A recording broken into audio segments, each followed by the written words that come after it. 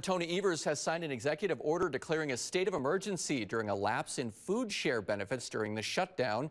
The executive order directs the state ag department to ensure price gouging is banned across the state. All executive branch state agencies are directed to take any and all measures to respond to the emergency. 700,000 Wisconsinites use food share benefits to get groceries. Two courts ruled today that the Trump administration must continue to fund SNAP programs with contingency funds.